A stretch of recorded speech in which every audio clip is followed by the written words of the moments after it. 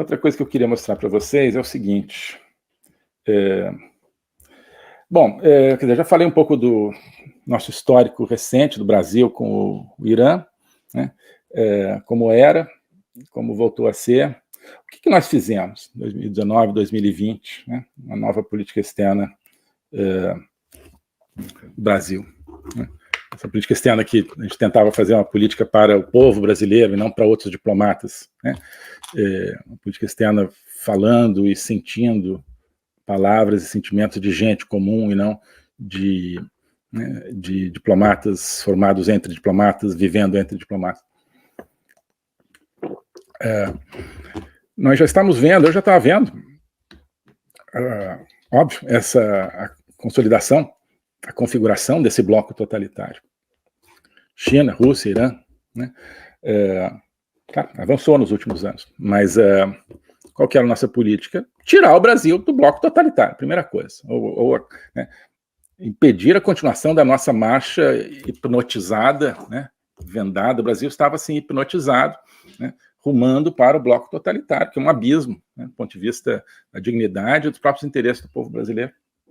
Só vamos parar com essa marcha da colonização econômica pela China, com essa marcha da penetração do serviço de inteligência e desinformação da Rússia dentro do Brasil, né?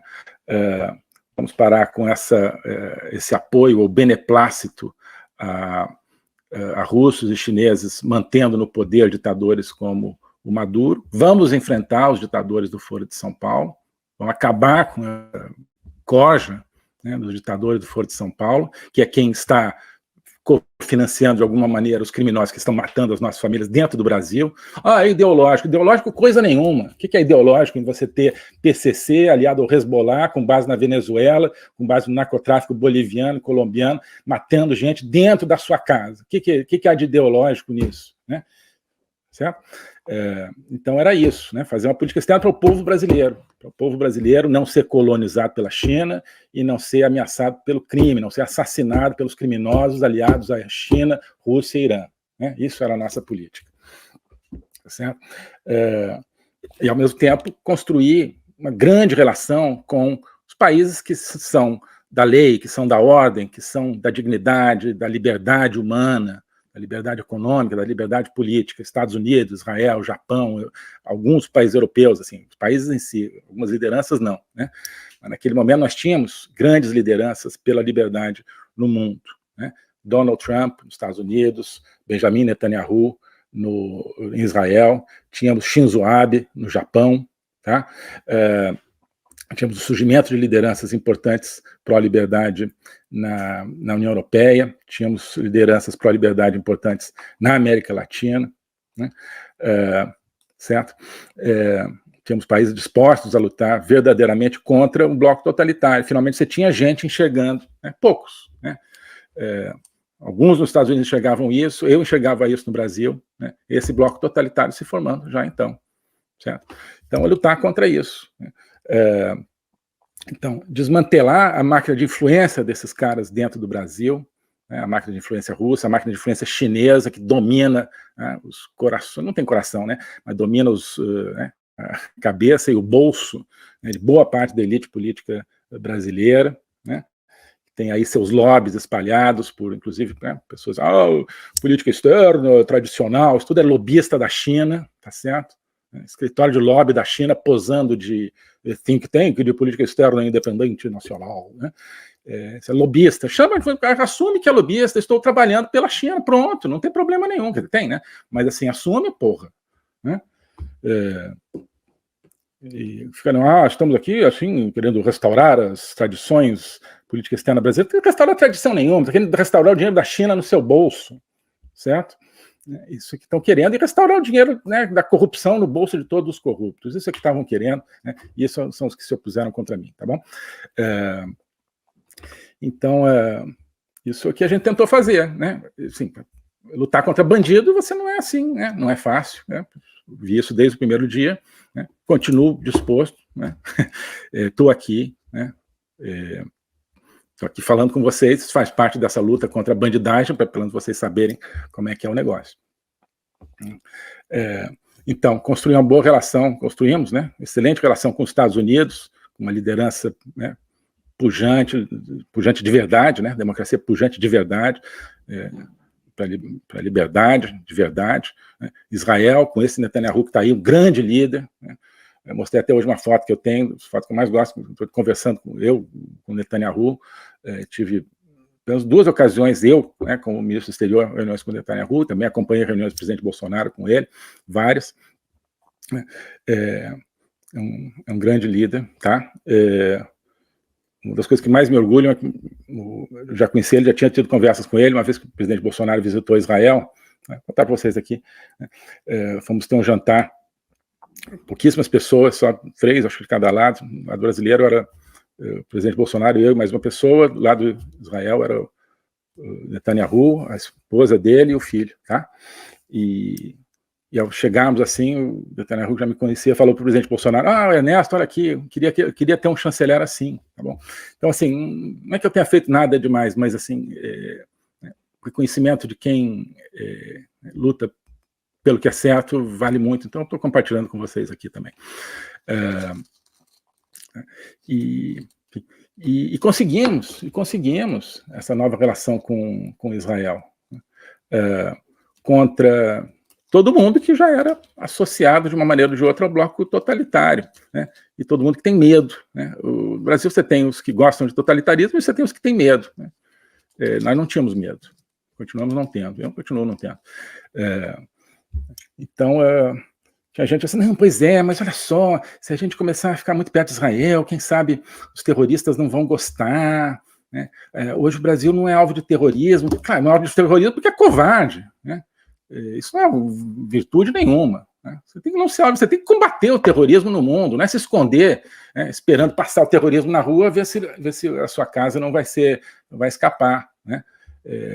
Então passa os terroristas ali na sua caminhonete metralhando todo mundo, na sua casa, Brasil, você vai pintar assim, olha só, lembra que eu sou puxa-saco do Hamas, hein, que eu sou puxa-saco do Irã. Aí fala, não, aqui é puxa-saco do Irã, não metralha essa casa, não.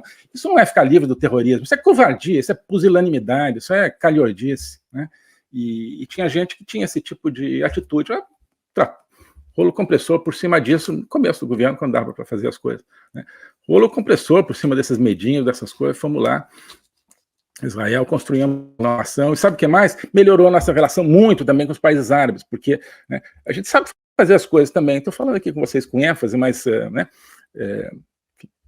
também sei fazer diplomacia, tá certo?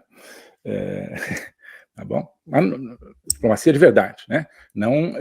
Não se esconder debaixo da cama, que tem gente que acha diplomacia isso aí. Mas, enfim, então fomos lá com os países árabes, fala só, como é que é a nossa visão de mundo agora, né? E vimos que era totalmente convergente com eles, com os sauditas, com os Emirados Árabes, com os outros países do Golfo, com outros países importantíssimos, como Marrocos, por exemplo, construímos uma relação muito melhor, né? E nos tornamos parte de uma nova realidade para o Oriente Médio, que estava apontando para a paz, né? Colocando o Irã à parede, e os países da paz, né? Eles sim empoderados, foi um momento dos países da paz, da liberdade, da justiça empoderados, e os países do terrorismo, eles sim retraídos, né?